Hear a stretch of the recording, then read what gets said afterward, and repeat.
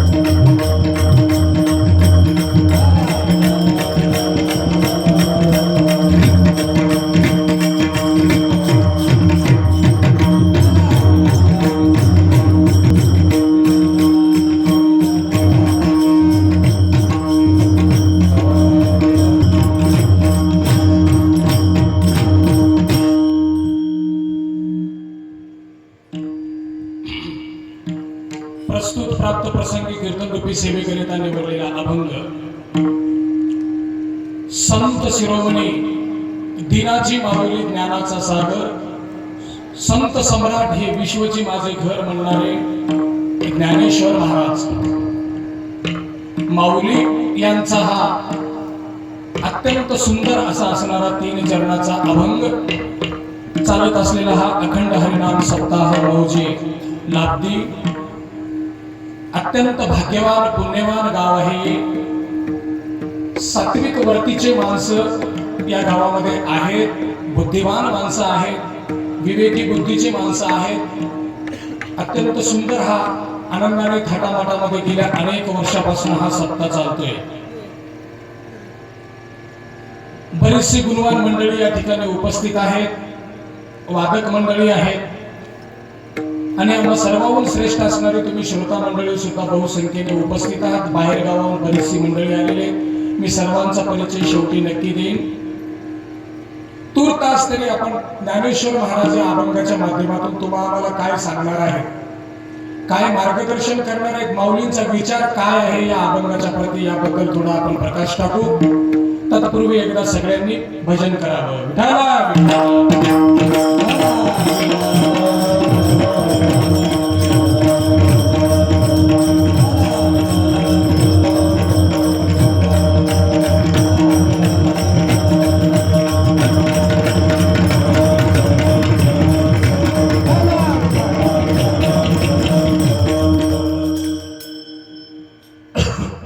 संत सम्राट ज्ञानेश्वर महाराज. थोडा बेस द्या. अभंग तो ज्ञानेश्वर महाराजांचा आहे. अभंगाची सुरुवात जर पाहिली तुम्ही आम्ही तर जरा तुमची आमची बुद्धी नक्कीच विचारामध्ये पडेल. ज्ञानेश्वर महाराज हे पंढरीच्या पांडुरंगाचे विठ्ठलाचे एकनिष्ठ आणि वारकरी संप्रदायाचा पाया म्हणून ज्ञानेश्वर महाराजांकडे ओळखला जातो. ज्ञानेश्वर महाराजांनी अनंत वेळा आपल्या अभंगातून ज्ञानेश्वरीमध्ये असेल, आपल्या गाथ्यातून असेल, हरिपाठामधनं असेल, अजून काही इतरत्र ठिकाणी जे जे काही माऊलींचं साहित्य आहे त्याच्यामध्ये बहुतांशी ज्ञानेश्वर महाराजांनी पांडुरंगाचा विठ्ठलाचाच जास्त उल्लेख केलेला आहे. त्याचं कारण असं आहे ते पांडुरंगाचे एकनिष्ठ आणि अत्यंत जवळीक स्वतः देव ज्यांना अत्यंत श्रेष्ठ दर्जाने मानत होते असे संत सम्राट ज्ञानेश्वर महाराज. थोडा वेळ कमी करा. पण या अभंगामध्ये ज्ञानेश्वर महाराजांना लिहिताना कसं लिहितात पहा. राम कृष्ण हे दोन्हीही नाव अत्यंत साजिरे आहेत, गोजिरे आहेत, तुमच्या आमच्या हिताचे आहेत, तुमच्या आमच्यासाठी कल्याण करण्याकरता उपयोगी आहेत. याचं स्मरण करा, याशिवाय दुसरा पर्याय नाही. खरंच जीवनाचं हित सोनं करून घ्यावं कोणाला वाटत असेल तरी राम आणि कृष्ण हे दोन्ही नाम चांगले आहेत असं जरी माऊली म्हणत असतील याबद्दल कोणाचं दुमत नाही, शंका सुद्धा काही नाही. पण थोडा त्याला अगदी जरा जवळून जर पाहिलं तर माऊलींनी राम आणि कृष्ण हे दोनच नावं या अभंगामध्ये का वापरली असावीत याबद्दल जरा शंका येते. आता ही शंका कुठल्या वाईट वृत्तीने नाही, काहीतरी अभ्यासाला मिळावा आपल्याला आणि माऊलींचं सुद्धा हृदय कळावं, माऊलींची विचारधारा सुद्धा तुम्हाला आम्हाला सहज प्राप्त व्हावी या हेतूने आपण माऊली राम आणि कृष्ण ही दोनच नाव का सांगतात पहा. विठ्ठल नाही, केशव नाही, नारायण नाही, मधुसूदना नाही, कमलापती नाही, अजून भरपूर नाव आहेत, गोविंद नाही, इतरिक्त सगळीच नावं बाजूला ठेवून ज्ञानेश्वर महाराज केवळ राम कृष्ण नामे असं का म्हणतात. राम आणि कृष्णच का म्हणत असावे याबद्दल जरा थोडा विचार करू. एकदा भजन करा. विठ्ठला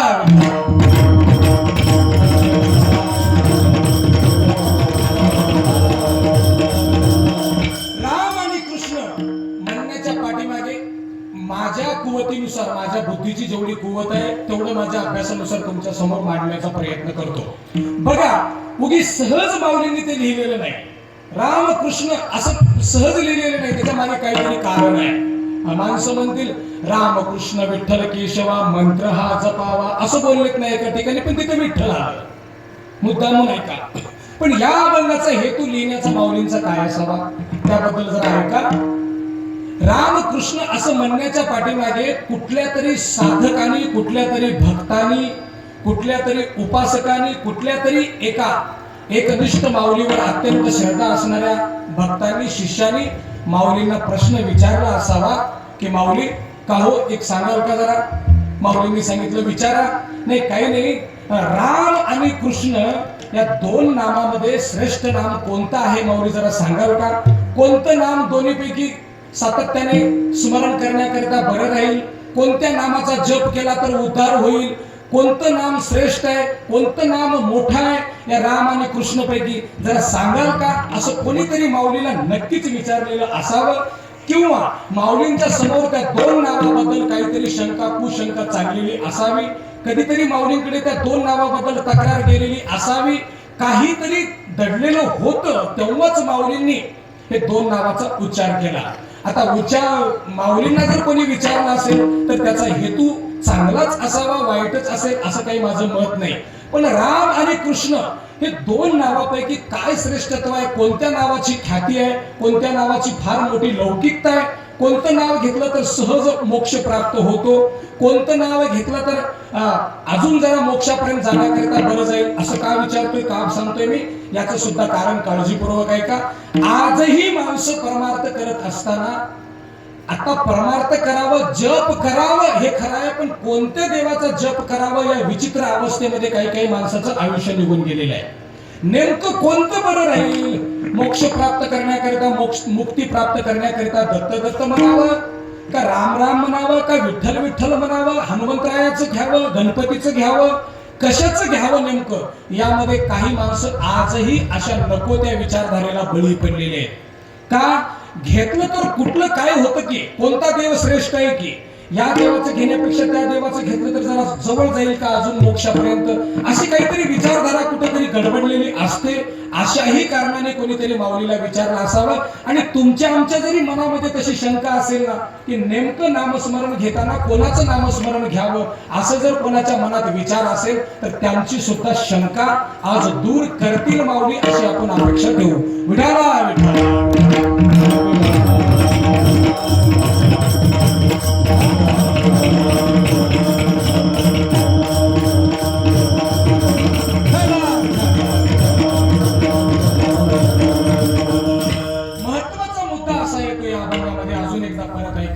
राम आणि कृष्ण या दोनच नावाबद्दल जर माऊली बोलत असतील तर बाकीच्या देवदेवतांची उपासना करणाऱ्या माणसांना, मनुष्यांना सुद्धा थोडी शंका वाटते की हे दोन माऊली बोलतात, आमच्या देवाबद्दल कधी माऊली बोलत नाहीत का, माऊलींना काय बाकीचे देव माहिती नव्हते का, असे अनंत प्रश्नाचे उत्तर तुम्हाला आम्हाला मिळतील. पण हे उत्तर ऐकत असताना, यावरचं चिंतन ऐकत असताना कसलाही भेद, कुठलाही तर्क वितर्क लावून चिंतन ऐकायचं नसतं. अगदी अत्यंत श्रद्धेने, भावनेने, भक्तीने याचं उत्तर ऐकण्याचा माझ्या सगळ्यात आपण सगळ्यांनी प्रयत्न करावा. माऊलींना कोणीतरी विचारलेलं आहे की माऊली सांगा राम बरे का कृष्ण बरे.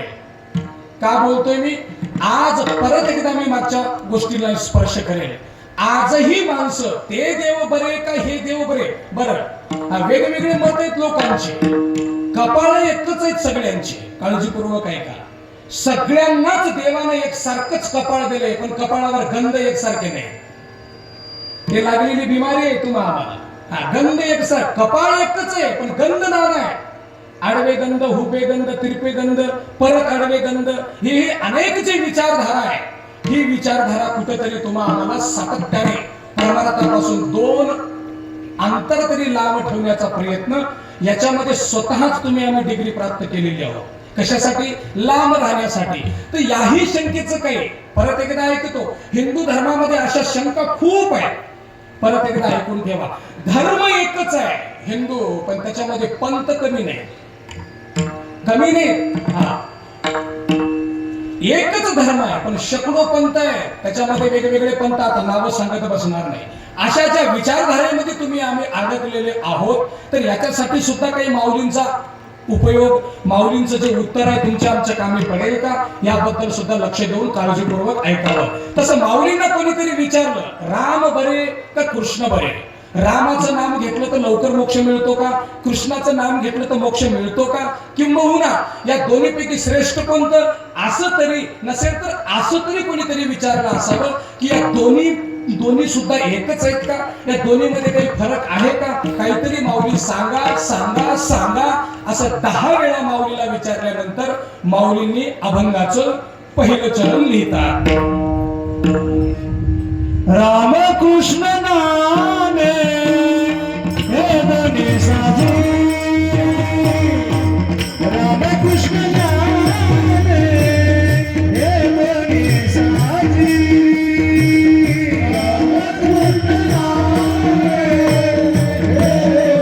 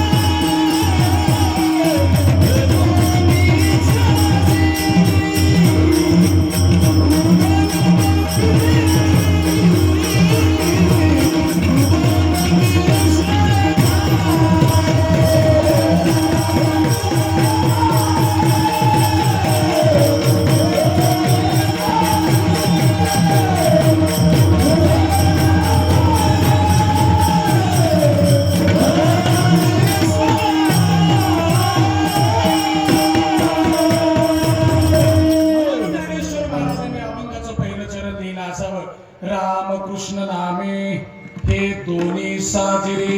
याबद्दल कोणी शंका घेऊ नका, कोणी याबद्दल जास्त विचार करण्याची आवश्यकता नाही. राम आणि कृष्ण हे दोन्ही एक सारखेच आहेत, दोन्हीचंही मोल तेवढंच आहे, दोन्हीचाही दर्जा तेवढंच आहे. किंबहुना याच्या पुढे जाऊन माऊली असंही सांगितले असावे की हे दोन्ही एकच आहे.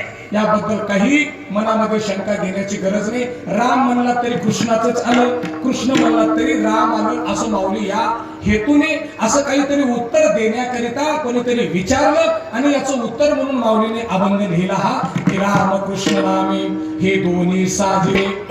हे दोन्ही साजिरे अत्यंत जीवनामध्ये उपयोगी आहे. किती उपयोगी आहेत जीवनामध्ये माऊली याच्याबद्दल थोडं सांगता का? तर तेव्हा माऊलींनी सांगितलं. शास्त्रकार स्वतः बोलतात, अनेक ग्रंथामध्ये तुम्हाला आम्हाला याबद्दल उत्तर ऐकायला मिळतात. रामाबद्दल जर विचार करायचा ठरला तर परवा रामनवमी झाली, लक्षात ठेवा. राम किती नाम श्रेष्ठ आहे. राम आणि कृष्ण या थोडं थोडं दोन्ही नावावर मी प्रकाश टाकेल. रामाबद्दल बोलायचं ठरलं तर राम किती श्रेष्ठ आहे नाम.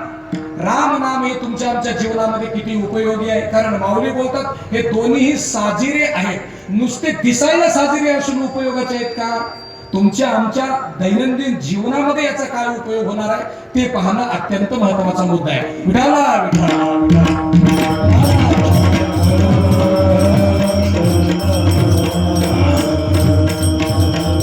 राम नामाची महती जर लक्षात घेतली तर मुद्दामून ऐकून ठेवा. शास्त्रकार फार सुंदर बोलतात.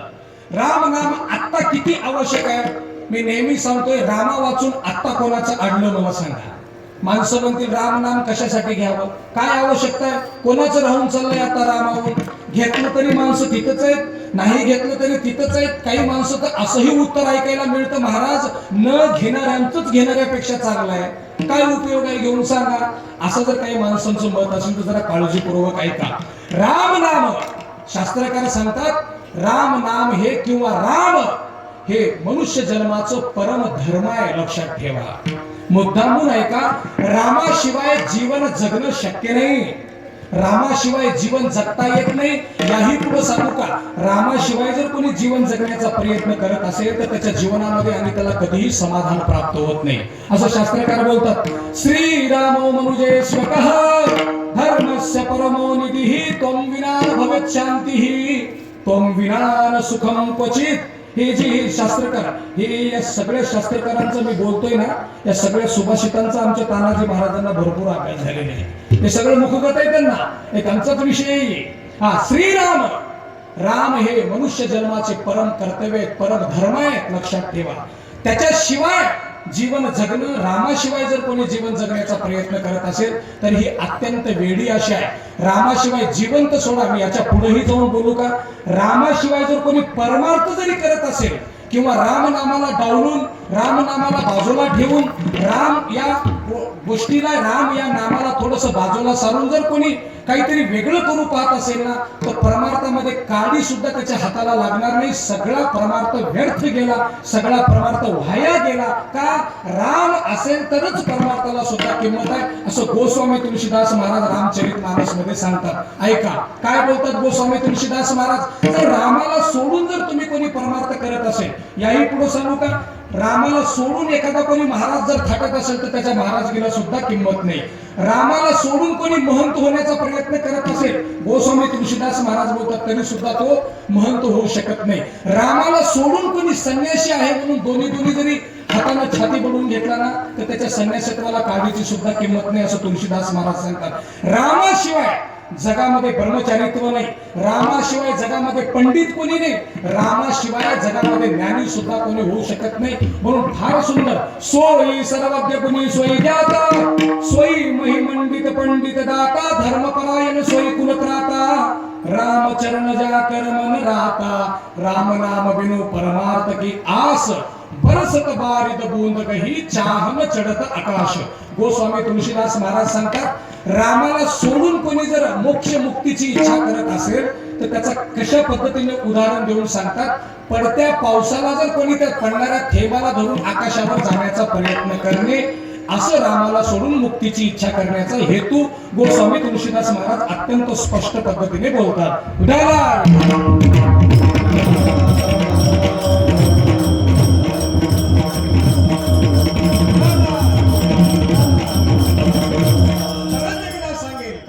दोन्ही साजिरे आहेत असं माऊली बोलतात. राम नाम इतकं श्रेष्ठ आहे, इतकं श्रेष्ठ आहे राम नाम.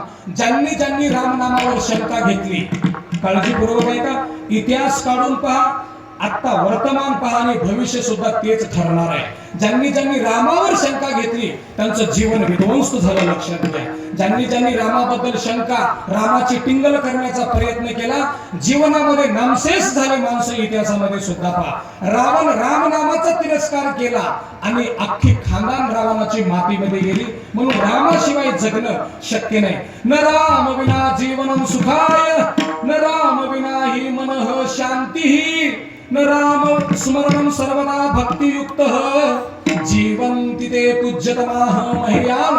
काय सांगतात शास्त्रकार, राम नामाचा जप करत, रामाला मानत, राम नामावर श्रद्धा ठेवत जर कोणी जीवन जगत असेल तर खरं पूजनीय जीवन त्याचंच आहे. नसेल तर कितीही कोण्या कुत्र्यासारखं जीवन जगून त्याला काडीची सुद्धा किंमत नाही. इतकं राम नाम श्रेष्ठ आहे म्हणून राम असं माऊली सुरुवातीला बोलत असावे.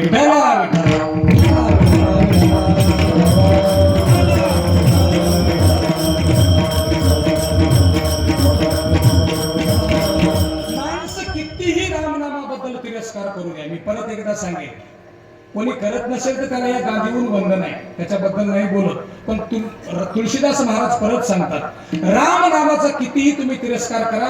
नामदेव रायांचा सुद्धा एक अभंग आहे, लक्षात ठेवा.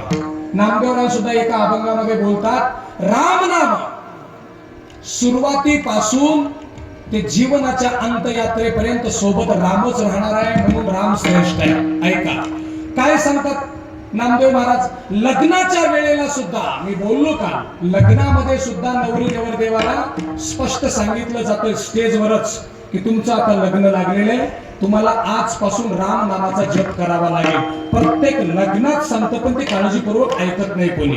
प्रत्येक असं लग्नच लागलं नाही हिंदू धर्मामध्ये की जिथं राम नामाची जाणीव करून दिली नाही. काळजीपूर्वक ऐका. आता सावध सावधान समयो चित्ती स्मरा सादरे, एवढ्याच शब्दामध्ये अर्थ दडलेले आहे. पण तिथं लक्ष नसतं. आता अशा या मंगलाष्टकाच्या वेळेला तर माणसं जागा शोधतात बसायची. कुठं बसावं, कोणी पत्रावळ्या येतात, ग्लास कुठं ठेवावं, चप्पल कुठं सोडव, हात घेऊन घ्यायला काही माणसं पडतात. आता हे एवढा बहुमूल्य शब्द येत आहे, पण लक्ष कोणाचं राहतं? बरं, येणाऱ्यांसाठी सांगितलेलं नाही ते. कोणी घेत असेल तर घ्या, जीवनाचं कल्याण करून घ्या. पण हे मुख्य शब्द त्या वधू आणि वर साठी, त्या नवरी नवरदेवासाठी वापरलेले जातात. पण परत एकदा सांगेल, त्या नवरदेवाचं तरी लक्ष इकडे असावं की, हेही महत्वाचाच मुद्दा आहे.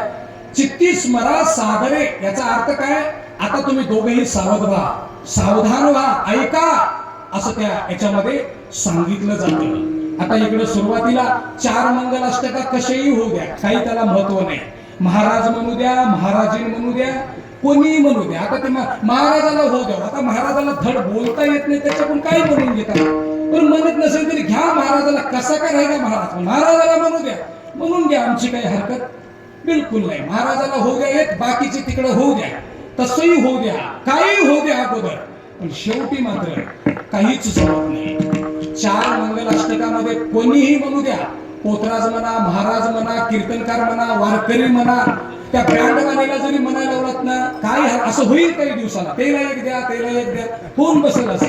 तसंही करा, काहीच हरकत नाही. पण शेवटच्या मंगलाष्टकामध्ये मात्र कोणालाही ढवळाढवळ करता येत नाही, कारण तिथं फार सुंदर सांगितलं जातं. हे आता कशामुळे वापरतात? इथं जेवायची तयारी झाली, तयारीला लागा म्हणून वापरतात का? आता कशामुळे? आता याचा अर्थ व्याकरणाच्या दृष्टिकोनातून शैक्षणिक क्षेत्रातल्या माणसांना कळतं, विद्यार्थ्यांना, शिक्षकांना कळतं की व्याकरणाच्या दृष्टीने आता का वापरतात. आता एवढ्यासाठी वापरतात. आता मागे जे 4-5 मंगलाष्टका झालेत ना, ते विसरून जा, त्याला काही महत्व नाही, सोडा. असेल तर असेलही, माझं काही दुमत नाही. पण ही जे मंगलाष्टका होणार आहे, हिला मात्र काळजीपूर्वक ऐका. का? हे नवरी आणि नवरदेवाच्या जीवनाच्या अत्यंत उपयोगासाठी हे सांगितलं जातं. चित्ती स्मरा सादरे, याचा अर्थ होतो की तुमचं लग्न लागलेलं आहे, तुम्ही सावधान व्हा आणि तुमच्या दोघांची गाठ बांधलेली आहे. आता ही गाठ साधी गाठ नसते, ती साधी वस्त्राची गाठ असते. पण ती वस्त्राची गाठ नसून दोघाच्याही मन आणि बुद्धीची एकाग्रतेची गाठ असते ती. आता तुम्ही दोघेही एका मनाने काम करावे, त्या अर्थाने ती गाठ बांधली जाते. तुम्ही दोघेही एका बुद्धीने राहावं, त्या अर्थाने ती गाठ बांधली जाते. एकटा क्रोध केला की एकटा मागे घ्यावं आणि गाडी सुरळीत चालू द्यावं, याच्यासाठी सुद्धा ती गाठ बांधली जाते. त्यानं गरम झाला की तू शांत बसावं, ती गरम झाली की तू बाहेर निघून जावं शेताकडे, याच्यासाठी ती गाठ बांधलेली आहे. आता ती गरम झाली की तू रुसून बसून बासर बिसर फिरायचं नाही, घरीच राहायचं, पण थोडी समज काढून आरामानं प्रपंच करावा, हे सांगण्याकरता ती गाठ बांधली जाते. आणि दुसरी एक गाठीचा अर्थ असा आहे की ही गाठ जे बांधली, आता ही गाठ राम नामानेच सुटणार, बाकीच्या कुठल्याही गोष्टीने या गाठीवर परिणाम होऊ देऊ नका, असं सुद्धा सांगण्यासाठी चित्ती स्मरा सादरे. कारण नामदेवराय स्वतः बोलतात, लग्नाची काळी मनती सावधान, याला पुरावा आहे, विनाकारण बोललेले नाही, लक्षात ठेवा. लक्ष्मी नारायण राम स्मरण करा, नामदेवराय बोलतात त्यांच्या गाथ्यामध्ये. हे झालं ग्रस्ताश्रमामध्ये प्रवेश करताना राम नाम तुम्हाला करणंच आहे, रामाशिवाय तुम्ही जगू शकत नाही, हे सांगून पाठवून देतात घरामध्ये. चला आता लागा प्रपंचाला, इथं विषय मिटला. पण प्रपंचामध्ये राम नामाला घेत घेत जीवनाच्या शेवटी सुद्धा मुद्दामून ऐका, जसं नामदेवराय बोलतात, लग्नाची काळी मनती सावधान, लक्ष्मी नारायण स्मरण करा, देहाची अंती प्रायश्चित्त देती, शेवटी वदविती राम नाम. शेवटी सुद्धा स्मशानामध्ये जाताना सुद्धा रामाचंच महत्व तुम्हाला आम्हाला सांगितलं जातं. माणूस कितीही रामाचा तिरस्कार करू द्या, एक माणूस आयुष्यभर राम नाम मानला नाही, पण मुद्दामून ऐका, त्याला अंत्ययात्रेतून नेताना त्याला किती देव असो म्हणू की नाही म्हणू, कितीही वाकडं वागो, पण माणसं त्याला स्मशानाकडे नेताना त्याला खोटं ठरवतात आणि सांगतात राम नाम सत्य है, राम नाम सत्य. तू त्याला राम मानो की न मानो, त्याला नेताना माणसं म्हणतात रामच सत्य आहे आणि तू लबाड होतास, तुझ्या खोट्याचा आम्ही ऐकत नाही. म्हणून जीवनामध्ये राम अत्यंत महत्वाचे आहेत, राम श्रेष्ठ आहेत. या भूतलावरचं प्रमुख रत्न जर कोण असेल तर भगवान श्रीराम आहेत. रामाशिवाय जगणं शक्य नाही. राम विग्रहवान धर्म सत्यम राम परंपरम रामो विश्वस्य नातोस्ति राम ये सर्वं प्रतिष्ठितम. म्हणून राम नामाचा जप करत चलावं माणसाने. राम नामाचा जप केल्याने मागील शेकडो जन्माचं पाप जळून नष्ट होतं. गोस्वामी तुलसीदास महाराज बोलतात, दिवसुजासु नाम नर करहि जन्म अनेक रचित अगदहि सादर सुमिरन जे नर करहि भव बारिदी गोपद युवतरहि. तुलसीदास महाराज सांगतात, जरी एखाद्याची इच्छा जरी नसेल राम नाम घेण्याची, मजबुरीने का होईना जरी त्यानं राम नाम घेतला ना, लक्षात ठेवा शेकडो जन्माचं पाप जळून नष्ट होतं. आणि इच्छेने भावनेने श्रद्धेने जर घेतला तर त्याच्या जीवनाला अंत पार नाही आणि त्याच्या जीवनाचं सोनं झाल्याशिवाय राहत नाही. विठाला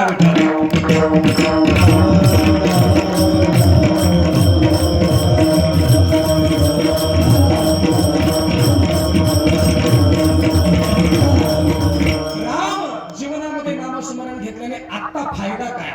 थोडक्यात ऐका, रामाकडनं बरंच काही शिकण्यासारखं आहे, माणसं शिकतच नाही. हे बघा, देव कसा असतो, देवाचं नामस्मरण घेऊन केवळ जप करून उठून जाणे इतकाच हेतू देवाचा नसतो.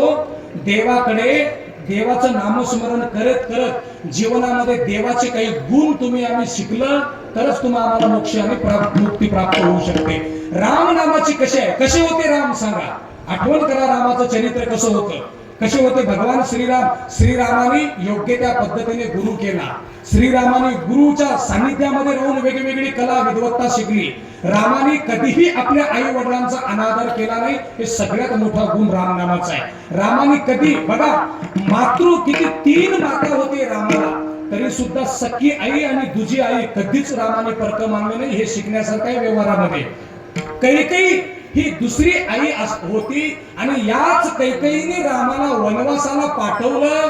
पण माझी आई आणि दुसरी आई, तिचा मी शब्द कशाला ऐकू? माझी आई म्हणली का मला वनवासाला जा म्हणून? ती तर सावतर आई आहे, तिचं ऐकून मी वनवासाला कशाला जाऊ? मला उद्या राजा व्हायचंय असं रामाने कधीही बोललं नाही. जेवढी स्वतः जन्म दिलेली आई आहे तितकीच श्रेष्ठ दुसरी आई सुद्धा आहे. आणि ज्या आपल्या आईचा मान जितका ठेवता येईल तितकाच मान रामाने कैकेयीचा सुद्धा ठेवला.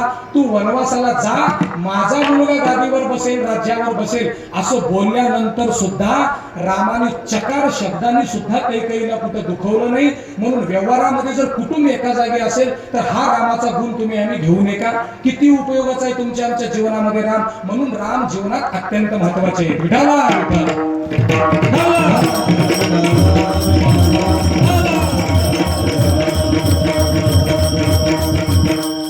वडिलांच्या बद्दल सुद्धा रामाचं नियोजन बघा. रामाने कधीही त्यांच्या राज्यकारभारामध्ये मुद्दामून सांगू का, गांधीजींनी अनेक वेळा उल्लेख केला की रामराज्य यावं. रामराज्य यावं याचा अर्थ काय? रामराज्य यावं याचा अर्थ आहे की सगळ्यांचाच सन्मान ज्या राज्यामध्ये केला जातो, सगळ्यांना आपलंच जिथं वाटलं जातं त्याला म्हणावं रामराज्य. गांधीजींनी अत्यंत याच्याबद्दल विस्तारपूर्वक त्यांच्या पुस्तकामध्ये त्यांनी लिहिलेले, अवश्य वाचून पहा. राम कसं आहे, वडिलांचा सुद्धा कधी अनादर केला नाही. अजून जर कुटुंब एकाच कोणाचं एकत्रित असेल तर भाऊंनी सुद्धा रामाचा गुण घ्यावा. रामाने कधीही 2, 3, 4 भाऊ कधीही त्यांनी एकमेकांमध्ये भेद मानला नाही. दुसऱ्या आईचा भाऊ आहे भरत, दुसऱ्या आईचा भाऊ आहे शत्रुघ्न, असं कधी लक्ष्मण दुसऱ्या आईचा आहे असं कधी नाही. इथं सख्खे भाऊ सुद्धा एका जागी राहायला नीट तयार नाही. अशा माणसाने रामाचा गुण का घेऊ नये? अशा माणसाने म्हणावं का रामाचं काय महत्व आहे? याच्यासाठी राम जीवनामध्ये आवश्यक आहे. रामाने कधीही भावाबद्दल हे केलं नाही. जेव्हा रणांगणामध्ये लक्ष्मणाला जेव्हा शक्ती लागली, जेव्हा मूर्छागत येऊन लक्ष्मण पडले, तेव्हा राम अत्यंत गहिवरणे. लक्षात ठेवा, रामाला वाटलं त्याला लागण्यापेक्षा जर ती शक्ती मला लागली असती तर किती बरं झालं असतं. माझा भाऊ आज त्याच्यामध्ये पडला, बेशुद्ध होऊन पडला, हे मला पटलं नाही, माझ्या मनाला हे जमत नाही, मला आता काही हे सहन होत नाही दुःख. त्याच्या ऐवजी मला जर लागलं असतं तरी चांगलं झालं असतं. इतकं बंधू प्रेम ज्या रामाने शिकवलं तुम्हाला, म्हणून राम जीवनामध्ये अत्यंत आवश्यक आहे. त्याच्यानंतर गुरुचा किती आदर करावा हे रामाने तुम्हाला शिकवलं. त्याच्याही पेक्षा अजून एक महत्वाची गोष्ट सांगतो, जेणेकरून तुमचा आमचा प्रपंच अत्यंत सुरळीत चालेल. ते सुद्धा गोष्ट रामाने शिकवली. कोणती शिकवली? पत्नी रामाची सीता माता किती वर्ष रावणाच्या कैदमध्ये होती? तितके वर्ष कैदमध्ये राहून आल्यानंतर सुद्धा सीता मातेला पाहण्याबरोबर प्रभू श्रीरामाने चेहऱ्यावर बिलकुल सुद्धा कोणती नाराजी व्यक्त केली नाही सीता मातेच्या समोर. का? पत्नीवर विश्वास किती असावा आपला हे रामातून शिकलं पाहिजे. लक्षात घ्या, ज्या माणसाचा स्वतःच्या धर्मपत्नीवर जर विश्वास नसेल तर त्याच्या प्रपंचामध्ये नक्कीच गोंधळ माजल्याशिवाय राहणार नाही. काही लोकांची बुद्धी शंका कुशंका घेणारी जास्त असते. उगीच क्रोध करतात काही माणसं, आपल्या पत्नीवर क्रोधामध्ये येतात, पत्नीवर कधी अविश्वास दाखवतात आणि अशा अविश्वासाची साधी डब्बीची ओढलेली काडी भयंकर ढगना ढग जाळू शकते, पाडना पाड जाळू शकते आणि जीवन विध्वंस्त होऊ शकतं. म्हणून मनुष्याने जीवन जगताना अत्यंत श्रद्धेने अत्यंत विश्वासाने पत्नीवर आपला भरोसा केला पाहिजे. आणि पत्नीने सुद्धा शिकण्यासारखी गोष्ट आहे. रामायणामध्ये पहा, आता सीता निघून गेली. मी मुद्दामून सांगू का, रामाला नुसती सीताच नाही, वेगवेगळ्या राज्यातले वेगवेगळे राजांच्या कन्या शेकडो द्यायला तयार होतील. मुद्दामून ऐकून ठेवा. आणि त्या काळामध्ये एक राजा म्हणून 4-4, 5-5 पत्नी ठेवायला काहीही राज्यकारणाच्या दृष्टीने वाईट नव्हतं. लक्षात ठेवा, राम तेव्हाही करू शकले असते, पण रामाने आपल्या जीवनामध्ये एक बाण आणि एक पत्नी एक वचन हे पथ्य पाळलं. आणि पत्नीला सुद्धा जरी रावणाच्या कैदमध्ये इकडे तिकडे कुठेही असेल तरी रामाने आपला संयम सोडला नाही, रामाने आपलं धैर्य सोडलं नाही. म्हणून पत्नीने सुद्धा, सीता मातेने सुद्धा श्रीरामावर तितकंच प्रेम ठेवून कटाक्षाने वाट बघत लंकेमध्ये थांबले होते. असा इतका पती पत्नीचा एकमेकावर विश्वास राहावा. आणि असा जर विश्वास एका घरामध्ये कोणाच्या असेल तर या गादीवरून मुद्दामून सांगेल, जगातली कोणतीही शक्ती तुमचा प्रपंच नाश करू शकत नाही. ज्या पत्नीवर मालकाचा विश्वास आहे आणि मालकावर जर पत्नीचा विश्वास असेल तर काही अडचणी येऊ द्या, हे कर्जबाजारी तर येत काही गोष्ट नाही हो, येत काही महत्वाचे नाही.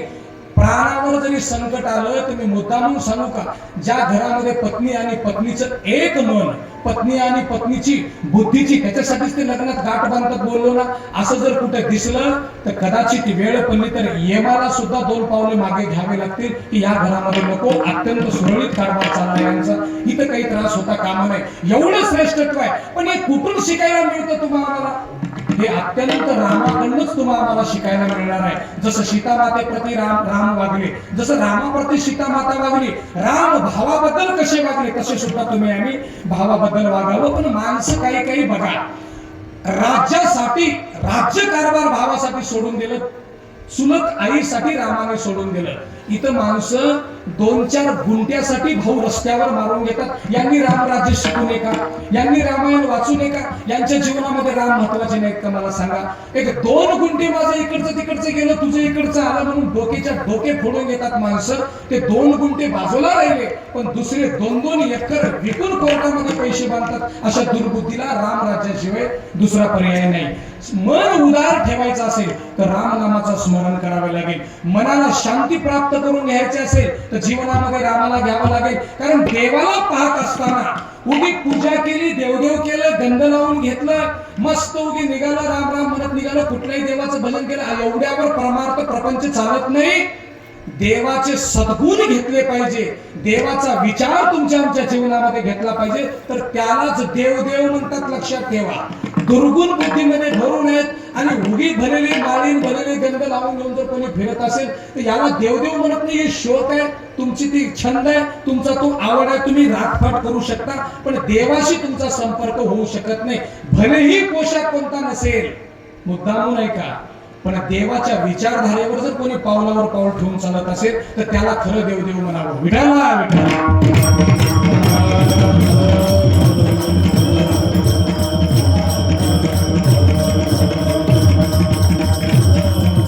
मी नेहमी सांगतोय ऐका, गोरखेच्या दासगुरू महाराजांनी फार सुंदर सांगितलं, आवर्जून सांगावं वाटतं. मी आता काय बोललोय, बऱ्याचशा गंध लावले माळी घातली म्हणजे कोणी वारकरी फलाना भक्त संत होत नाही. आतली वृत्ती शुद्धी व्हावी लागते, आतली वृत्ती भगवंताच्या विचारधारेवर चालावी लागते, तर साधुत्व म्हणता येतं. कपडे नेवले, कोणीतरी काहीतरी पोशाख केला म्हणून संन्यासी वैरागी होत नाही. मन शांत व्हावं लागतं तर वैराग्याने संन्यासी बनू शकतो. मन शांत नसेल तर काय भुलला शिवर या रंगाचं तुकोबाराय बोलले, म्हणून याला काही किंमत नाही. वर वर वर पांगी भक्ती तुकोबारायांचे सुद्धा भरपूर प्रमाण आहे. तसं काहीतरी हित करून घ्यावं वाटत असेल तर देवाचा गुण जीवनामध्ये घ्यावा. तसं रामाचे शेकडो गुण आहेत, रामाचे गुण घेतले पाहिजे. राम चारित्र्यवान आहे, रामाचं चारित्र्य अलौकिक आहे. रावणाकडनं रामाचं चारित्र्याबद्दल ऐकावं. चारित्र्यवान माणूस किती आहे, ज्या माणसाचं वैरी दुश्मन सुद्धा कौतुक करतो, तो मनुष्य किती गुणवान आहे. आता हे वेगळं सांगण्याची आवश्यकता नाही. शिवाजी राजांचं चारित्र्य किती महान होतं, हे शिवाजी राजांचं तुम्ही आम्ही सांगून काही फार मोठेपणा नाही. पण जगातला सगळ्यात मोठा दुश्मन असणारा औरंगजेबाने शिवाजी राजांच्या चारित्र्याबद्दल कौतुक केलं आणि दरबारामध्ये ताकीद देऊन सांगितलं, तुम्ही नुसते दरबारामध्ये नाच गाणे चालवता, तुमच्याने युद्धामध्ये विजय प्राप्त करणं शक्य नाही. शिवाजी राजे वारंवार युद्धामध्ये का जिंकतात, तर त्यांनी कधी पर स्त्रीला त्या वाईट दृष्टीने पाहिलंच नाही, नाच तमाशा कधी ठेवलाच नाही, कधी राज्यकारभारात त्यांच्या पार्टी झालीच नाही, कधी राज्यकारभारामध्ये सगळे मिळून कोण्या झाडाखाली बसले, बिलकुल नाही, अशी घटनाच घडली नाही. त्यामुळे स्वराज्य यशस्वी निर्माण झालं नसेल तर महाराज वेगवेगळे कारभार करून काही करून स्वतःचं राज्यही मातीत मिसळलं आणि देशाला सुद्धा बर्बाद करण्याचे राज्य काही आपल्याकडे कमी नव्हते.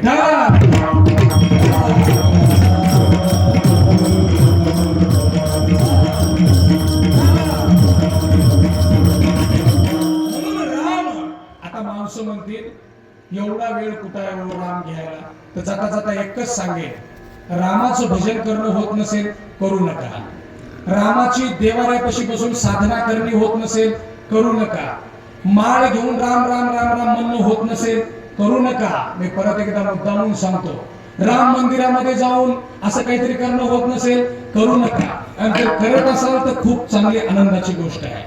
रामनवमीला भंडारा करणं होत नसेल करू नका, करत असेल तर गादीवरून वंदन आहे. काही वेळ देऊन रामाबद्दल जर काही करणं होत नसेल तर करू नका.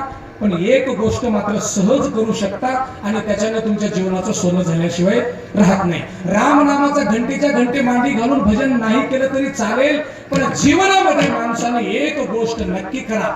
एवढी ज्यांनी ज्यांनी गोष्ट केली, मी या गादीवरून सांगतो, आजही ते माणसं नक्की यशस्वी झाल्याशिवाय राहत नाही. वेळ देऊन रामाला काही भजन करणं स्मरण करणं होत नसेल तर करू नका. पण हिंदू धर्मामध्ये अत्यंत महत्वाची याच्यासाठीच एक गोष्ट घालून दिली, ती तरी करा. ती म्हणजे कोणती? सकाळपासून ते संध्याकाळपर्यंत कमीत कमी 4-2 माणसांना तरी राम राम करायला तरी शिका. याच्याने सुद्धा राम तुम्हाला सहज प्राप्त होऊ शकतो. आता इतकंही जर काही माणसं करत नसतील, बरं करत नाही, तो करत नसतील नाही, करतच नाही असेही काही माणसं आहेत. राम राम सुद्धा करत नाहीत काही माणसं एकमेकाला. आता सुद्धा कशासाठी करत नाहीत मी सांगू का याचं कारण? मी रामराम जर केलो त्याला तर त्याचा मोठेपणा होतो, मी त्याला मोठेपणा का देऊ? हे चुकीचा विचार तुमच्या आमच्या बुद्धीमध्ये बसलेला आहे. त्याला जर रामराम केलो तर त्याला जरा छाती ताणेल. मला जर कोणी रामराम केल्याने जर मी छाती फुगवत असेल तर माझ्या एवढा अज्ञानी जगात दुसरा कोणी नाही. लक्षात ठेवा, त्याला रामराम केल्याने त्याचं मोठेपण कधीच होत नाही. मी याचं कारण सांगतो. रामराम हे कशासाठी काढलेलं आहे? मी आता एवढं रामनामाचं महत्व सांगलो की नाही. राम व्यवहारामध्ये अत्यंत महत्वाचे आहेत, राम एका परिवारामध्ये अत्यंत महत्वाचे आहेत, राम शेती कामात सुद्धा अत्यंत महत्वाचे आहेत. किती चिकाटीने करावं, कसा दृढ निश्चय ठेवून असावं. तुम्हाला याच्या पलीकडे सांगू का, गरिबीमध्ये सुद्धा राम अत्यंत महत्वाचे आहेत. ज्याच्या घरी खायला सुद्धा दाना नाही ना, त्यांनी रामाचे गुण घ्यावे. काय? राम 14 वर्ष वनवासामध्ये झाडाच्या कंद मुळी खाऊन राहिले, म्हणून गरिबीला कधी माणसाने पोसू नये. भगवंत राम एवढे गरीब होते तर आपलं काय हो, असा कुठेतरी धीर मिळतो जीवन जगत असताना. म्हणून रामाला जीवनामध्ये सातत्याने आठवण करावी. मी काय बोलत होतो? राम राम राम करणे ही वृत्ती कशासाठी काढलेली आहे? दुसऱ्याला राम राम करणे, आपल्या मुखामध्ये राम राम येणे. बरं, नुसतं राम राम म्हणत नाही, असे हात जोडलेले आहेत बघा. माणसं आजबी राम राम असं जे म्हणतात, हात दोन्ही हात न जोडता एखाद्याला राम राम हो असं मला किती किती उद्धटपणा वाटतो बघा. नुसतं राम राम म्हणून बघा किती उद्धटपणा वाटतो. तसं हात जोडून जर राम राम केलं, हे कशासाठी आहे? त्याला मोठीपण देण्यासाठी आहे का? हे चुकीचा विचार करा, बिलकुल नाही. राम राम म्हणल्याने आपल्या चित्ताची शुद्धता होत असते, लक्षात ठेवा. राम राम म्हणल्याने आपल्या वाणीमध्ये ताकद येते, म्हणून आणि हात जोडल्याने आपल्या मनातला गर्व अहंकार गळून पडतो आणि माणसाला जीवनामध्ये आनंद प्राप्त होतो, सुख प्राप्त होतं. सुख आणि दुःख फक्त हृदयाची अवस्था आहेत, लक्षात ठेवा. पैशावर संपत्तीवर सुख दुःख अवलंबून नाही. ज्याच्या मनामध्ये कपट नाही त्याला सुख आहे. ज्याच्या मनामध्ये गर्व गाठ आली की तुमच्याकडे कितीही संपत्ती असू द्या, त्याला गर्व, त्याला काही सुख प्राप्त होत नाही. म्हणून हात जोडून राम राम करणे, याच्याने सुद्धा तुम्हाला पुण्य प्राप्त होतं. म्हणून राम अत्यंत महत्वाचे, त्याच्यासाठी माऊली राम बोलतात. आता उरले कृष्ण. मी कृष्णाबद्दल सुद्धा थोडक्यात सांगेन, एकदा भजन करा विठाला.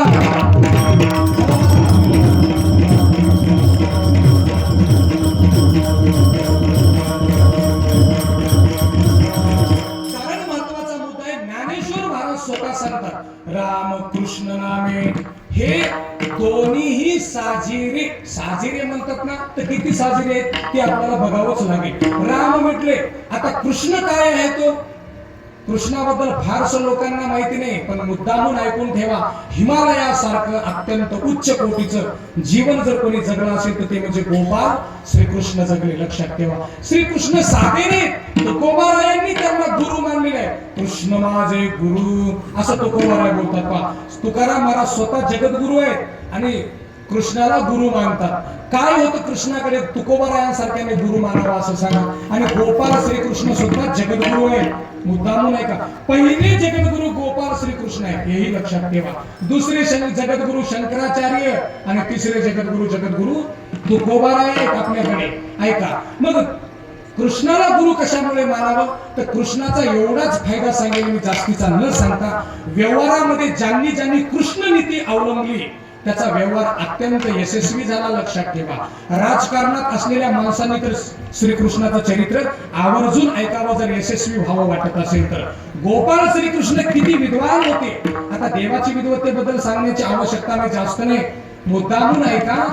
श्रीकृष्णाचं चरित्र सगळ्यात जास्त कोणी जीवनामध्ये वापरलं असेल तर ते म्हणजे छत्रपती शिवरायांचं नाव पुढे येतं, मुद्दामून ऐका. बघा, गोपाळ श्रीकृष्णाने जेव्हा जेव्हा संकट आलं तेव्हा तेव्हा कोणती कोणती युक्ती वापरली, त्याचा अभ्यास शिवाजी राजांनी चांगला केला. म्हणूनच हिंदू धर्म आजही शाबूत आहे. तेव्हाही धर्मावर संकट होते श्रीकृष्णाच्या काळामध्ये. जेव्हा जरासंधानं आक्रमण केलं होतं मथुरेवर, ऐकून ठेवा, सगळ्यांना कथा माहिती आहे. जरासंध कोण होता? कंसाचा सासरा होता. कंस एवढा कसं काय बिथरलेला होता तर त्याचं कारण आहे, स्वतः कंसाकडे शक्ती तर होतीच, पण सगळ्यात जास्त ताकद सासऱ्याची होती, सासऱ्याची. आजही काही माणसं सासरवाडीवर कमी उड्या हाणणार, सासरवाडीच्या जीवावर इकून तिकडे उड्या हाणतात. आता ते कशासाठी हाणतात ते देव जाणे, आपल्याला त्याबद्दल बोलायचं नाही. तसाच कंस सासरवाडीचा भयंकर सपूत होता कंसाला, कारण जरासंध सासरा होता, एवढा शक्तिशाली होता जरासंध सासरा. अफाट सैन्य होतं, संपत्ती होती. 86 राजाला त्याने हरवलं होतं. 86 राजांचं सगळं द्रव्य लुटलेला जरासंध आता जवळजवळ 3/3 भारतातला भाग जरासंधाच्या कब्जामध्ये होता. पहा, भागवतामध्ये वर्णन आलेलं आहे. हे एवढा शक्तिशाली जरासंध कंसाचा सासरा होता, म्हणून कंस कोणालाच भीत नव्हता, लक्षात ठेवा. एवढा माजलेला कंस, त्याचा काटा श्रीकृष्णाने काढला. आता सासऱ्या पती मेला म्हणून कंसाच्या दोन्ही बायका त्या जरासंधाच्या लेकी होते त्याच्याकडे पळून गेले आणि बापाला जाऊन सांगतात, आमच्या नवऱ्याचा बदला घेऊनच घरला वापस या. बाप चिडला, जरासंध माझा एकुलता एक जावई ज्याला दोन्ही मुली दिल्या त्याला या श्रीकृष्णानं मारलं, आता मी श्रीकृष्णाला सोडणार नाही. म्हणून अनंत वेळा मथुरेवर आक्रमण केलं जरासंधाने. खूप वेळा आक्रमण केला, मथुरेला विध्वंस केला. काही गोरगरीब निष्पाप लोक मारले गेले. अशा अवस्थेमध्ये काय करावं? त्यावेळेला श्रीकृष्णाची बुद्धिमत्ता पहा. देवानी ठरवलं आता जरासंध आता काही आपल्याला लोकांना सहज वावरू देणार नाही, जगू देणार नाही, तर काय करावं, त्याच्यासाठी श्रीकृष्णाने समुद्रामध्ये द्वारका नगरी बांधली. मुद्दामून ऐका, द्वारका नगरी उगीच बांधलेली नाही, समुद्रामध्ये बेट होतं, त्या बेटावर एक नगरी बांधली आणि मथुरेतले सगळेच माणसं नेऊन तिथं हलवले, तिथं सुरक्षित ठेवले. तिथून बाहेर येऊन जरासंधासोबत युद्ध केलं आणि तुम्हाला माहित आहे भीमाच्या माध्यमातून जरासंधाचा योग्य त्या पद्धतीने काटा काढला. म्हणून कृष्ण माझे गुरु, राजकारणातल्या माणसाने सुद्धा अत्यंत बुद्धीने हे काम घ्यावं. त्याच्या पुढे पहा, श्रीकृष्णाने अनंत तुम्हाला आम्हाला उपदेश दिलेले आहेत. कृष्णाचं चरित्र अलौकिक आहे. श्रीकृष्णाचं चरित्र एवढं उच्च कोटीचं आहे. 16,108 बायका असून सुद्धा श्रीकृष्ण ब्रह्मचारी आहे. त्याचा अर्थ काय, काय होतो याचा अर्थ? एवढे बायका असून माणूस ब्रह्मचारी होता म्हणजे प्रपंच नव्हता का? याचा अर्थ असा नाही. इथं तुम्हाला आम्हाला चारित्र्य शिकायला मिळतं. इतके बायका होते तरी सुद्धा काही एवढ्या केलेले बायका वासनेने कुठल्या तरी इच्छेने केलेले नाहीत. त्यालाही काही मजबुरी होती, ते कारण होते. मी नेहमी कीर्तनात सांगितले त्या जरासंधापासून सुटका करण्यासाठी केलेले होते. अशा अनंत गोष्टीचं चरित्र गोपाळ श्रीकृष्णाचं आहे. आणि श्रीकृष्ण हे राजकारणासाठी असतील, व्यवहारामध्ये असतील, एकाच पत्नीकडे माणूस एवढा वैतागून जातो प्रपंचाला, तर तेवढ्या बायकांसोबत प्रपंच श्रीकृष्णाने किती सुंदर पद्धतीने थाटला, जे की शेजाऱ्याला सुद्धा गोष्ट ऐकू गेली नाही. हे सुद्धा शिकण्यासारखं आहे. म्हणून राम कृष्ण नामे हे दोन्हीही साजिरे. त्याच्यापैकी कोणताही जप करा, कोणाचंही घ्या, कृष्ण नामाने सुद्धा तुम्हाला आम्हाला सहज मोक्ष मिळू शकतो आणि राम नामाने सुद्धा मोक्ष मिळू शकतो. राम म्हणता रामची होईजे, पदी पैसोनी पदवी घेईजे. म्हणून कृष्ण म्हणा, राम म्हणा, या दोन्हीपैकी कोणतंही म्हणा, असं ज्ञानेश्वर महाराजांनी अभंगाच्या पहिल्या चरणात बोलतात. आणि पहिल्या चरणाचा अर्थ इथं पूर्ण होतो. भजन करा विठ्ठल.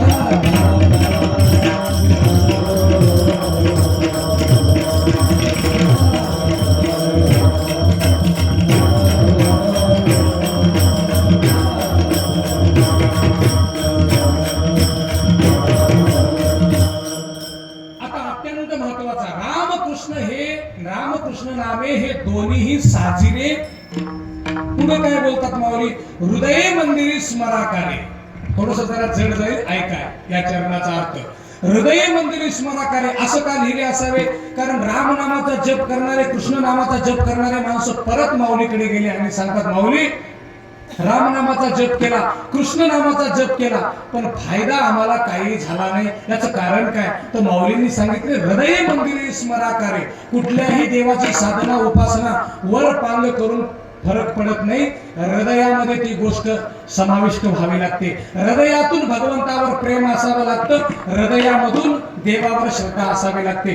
जर हृदय जर देवाला समर्पित केलेलं नसेल तर देवाची कितीही भक्ती साधना करा, त्याचं काहीही फळ प्राप्त होत नाही. पंढरपूरला जरी माणूस पायी वारी 15 दिवसाची जरी केला, पंढरपूरला गेला, पण चित्ताची जर वृत्ती, हृदयामधला जर भाव चांगला नसेल तर 15 दिवसाला नाही, 15 दिवस राहून सुद्धा उपयोग होत नाही. तीर्थयात्रा करून सुद्धा होत नाही. याचं कारण काय? हृदय मंदिरी स्मराकारे. हृदयाच्या मंदिरामध्ये स्मरण करणे ही अत्यंत महत्वाची गोष्ट आहे. मंदिरे असा शब्द वापरला. एखादा माणूस या मंदिरावर नाही गेला तरी चालेल, पण हृदयामध्ये जर हनुमंतरायाबद्दल भाव असेल तर याला म्हणावं हृदय मंदिरी स्मराकारे. काही काही माणसं कधी जात नाही. तुम्हाला एक उदाहरणासाठी सांगू का? सावता महाराज पंढरपूरला कधीही गेले नाही. गेले तरी शेताकडचे सगळेच काम सुरक्षित झाल्यावरच गेले. काही असो, आता इकडे वावर वाहून गेलं तरी चालेल, पण म्हणजे वारी आली, मी पंढरपूरची वारी चुकणार, हे काही देवाला जास्त पटणार. ऐकायला जरा वेगळं वाटेल तुम्हाला. देवाला कोणता वारकरी, कोणता भक्त पटतो? कुठल्याही देवाला, बालाजीला जा, कुठे जा, बालाजीला सुद्धा काही माणसं पाऊस चालू आहे, जरा ते पीक काढून घ्या, लवकर वेळ कमी आहे, पावसाचा हवामानाचा अंदाज सांगितलेला आहे. नाही, ते वावर वाहून गेलं तरी चालेल, मी बालाजीला जाणार म्हणजे जाणार. बालाजीला काढीचं सुद्धा पटत नाही. तुझे काम तू नीट कर. इथं यावं म्हणजे तिकडची बरबादी करून इथं येणं देवाला बिलकुल पटत नाही. लक्षात ठेवा, प्रपंच तुझा नेटका ठेव, असोनी संसारी, असं माऊलींनी सुद्धा सांगितलेलं आहे. म्हणून तुमची कामं सुरळीत करा. त्याचा अर्थ काय? हृदय मंदिरी स्मराकारे, हृदयामध्ये श्रद्धा ठेवा. कदाचित कुठं नाही गेलं तरी चालेल, आणि हृदयामध्ये श्रद्धा आहे आणि जर जात असाल तर मात्र दुधात साखर आहे, हेही काही वाईट नाही. ऐकत असताना जरा लक्षात ठेवा, हृदय मंदिरी कशाला जातो? पंढरी, पंढरी घरी आहे असं म्हणतात ना, याचा अर्थ काय होतो? हृदयामध्ये साठवून ठेवायचं. सावता महाराजांनी शेतामध्ये राहून पांडुरंगाची भक्ती केली. चोखोबारायांनी गुरढोर राखत पांडुरंगाची भक्ती केली. जनाबाईने घरी घर काम करत देवाला घरी बोलून घेतलं. सखुबाईसाठी सुद्धा देव आले. दामाजी पंथासाठी देव कुठे गेले सगळ्यांना माहिती आहे. म्हणून देव कुठेही येतो का? विठ्ठल जळीस्थळी भरला असे राम कन कन में है भगवान राम, याबद्दल काही जास्त बोलण्याची गरज नाही. म्हणून हृदयाच्या मंदिरामध्ये जास्त स्मरण करा. बाहेरच्या मंदिरामध्ये नाही केलं तरी सुद्धा चालेल. मी कालच उदाहरण दिलो एक. कोणतं उदाहरण? घर कसंही असू द्या, माणसं काय करतात?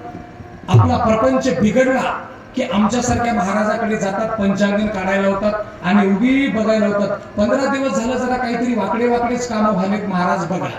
आता महाराजाचं वाटोळ पहिलंच झालंय, तुझं काय सांगते महाराज? सांगा महाराज, जरा पंचांगण काढा. काय हो, काय बघायचं? नाही, 2 महिने झालं काही जयच येईना हाताला, यशच लागणार हाताला, पैसेच टिकणार माझ्या हातामध्ये, जरा काहीतरी बघा. मला मुद्दामून सांगा त्याच्यात काय असतं हो?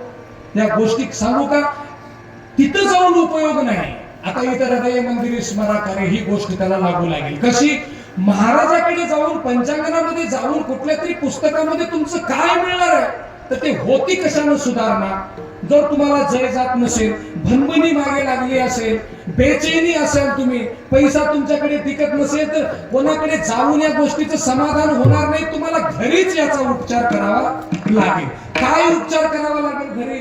तर सगळ्यात महत्वाची गोष्ट आहे, याच्याबद्दल विचार करावा लागेल की एवढी जी बर्बादी होऊन चालली आपली 2 महिन्यामध्ये, तर याचं कारण आहे कुठेतरी आपली बुद्धी बिघडली. लक्षात ठेवा, बुद्धी बिघडली की कामं उलटे होतात. पंचांगामध्ये महाराजाकडे याचा काहीही विलाज होत नाही. तुमची बुद्धी सरळ करा, श्रद्धेने ठेवा, क्रोध कमी करा, राग कमी करा. त्याच्याबद्दल सांगू का? शब्द जपून बोला, कधीच व्यवहारामध्ये अडचण येत नाही. माणसं शब्द जपून बोलत नाही. म्हणून तुकोबारायांनी आम्हा घरी धन शब्दाची चरत नाही. मुद्दामून आहे का? शब्द सांभाळून बोला. अजून प्रपंचामध्ये अडचण येऊ नये वाटत असेल ना, तर कमी बोलायला शिकावं माणसाने. जे माणसं जास्त बोलतात ते अडचणीला कारण होत असतात, आणि जास्त बोलून अडचण निर्माण झाली की संकट येत असतं. म्हणून कमी बोलणे, योग्य बोलणे, याच्याही पुढची गोष्ट आहे. बुद्धीला अशी गाठ बांधा, सातत्याने विनम्रतेने राहण्याचं सुद्धा गुण शिका. कधी प्रपंचामध्ये अडचण येणार नाही. म्हणून हृदय मंदिरी स्मराकारे, स्वतः आपण त्याबद्दल बघून घ्यावं लागेल. कुठेतरी जाऊन काहीही होत नाही. मंदिराचं उदाहरण दिलं माऊलींनी. मी सांगितलं, कालच बोललो मी याबद्दल. माणसं घरी नेऊन घराची चौकट बघा, दिशा बघा, फलानं बघा सांगतात. आम्हालाच म्हणतात, महाराज हे घराचं चौकट बरोबर आहे की? आता बरोबर नाही तर काय झालं त्याला सांगा. कशासाठी बरोबर आहे? बरोबर काय असतं याच्यामध्ये? या घराची किंमत नाही. मुद्दामून सांगू का? ज्याचं हृदयाचं घर चांगलं आहे, या वरच्या घरावरून त्याला काहीही अडथळा येत नाही. तसं हृदय मंदिरी भगवंत हृदयामध्ये ठेवा. बाकी कुठलीही व्यवस्था देवाची नाही केलं तरी चालेल. जर हृदयामध्ये नसेल तर कितीही राम म्हणलात काय, कृष्ण म्हणलात काय, त्याचा फरक पडत नाही. म्हणून माऊलींनी मुद्दामून ते शब्द लिहिले. हृदय मंदिरे स्मराकारे. राम कृष्ण हे दोन्ही नाम साजरे आहेत, चांगले आहेत, हिताचे आहेत. आता राम आणि कृष्णच का, दुसरे जमत नाहीत का? तर मुद्दामून आता याच्याबद्दल विस्तार करणार नाही.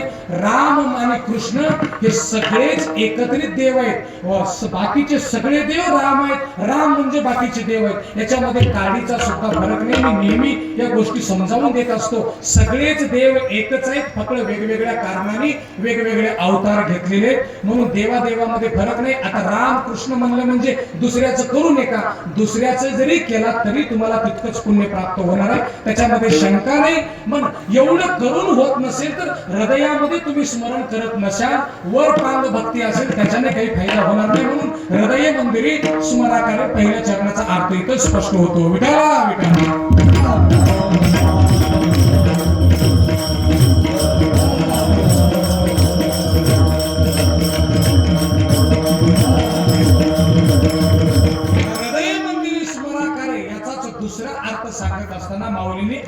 दुसरं चरण लिहिलं आहे.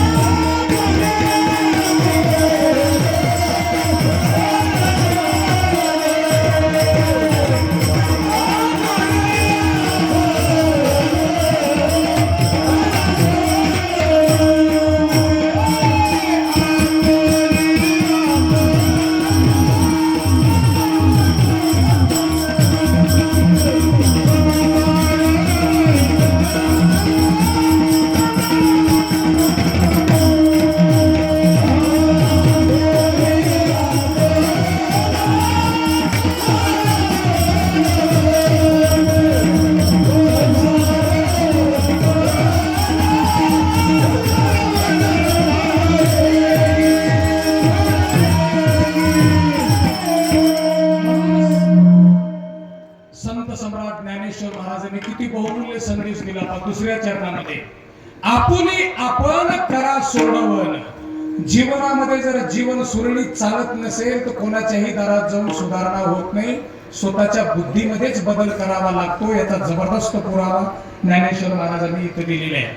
आपुली आपण करा सोडवण. आपली सोडवण आपण स्वतः करू शकतो. याबद्दल शंकराचार्य सुद्धा फार सुंदर सांगतात. मस्त कन्यस्त भारावीर दुःखर्मण्यर निवार्यते. काय सांगतात शंकराचार्य?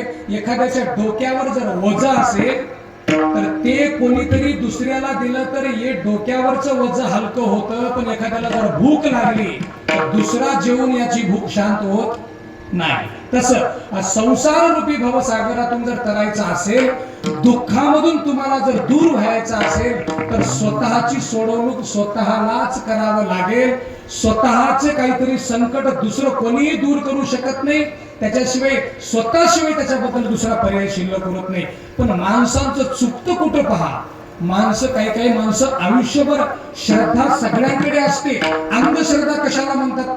मुद्दामून ऐकून ठेवा. इथंच अंधश्रद्धा निर्माण होत असते. कशी निर्माण होते अंधश्रद्धा?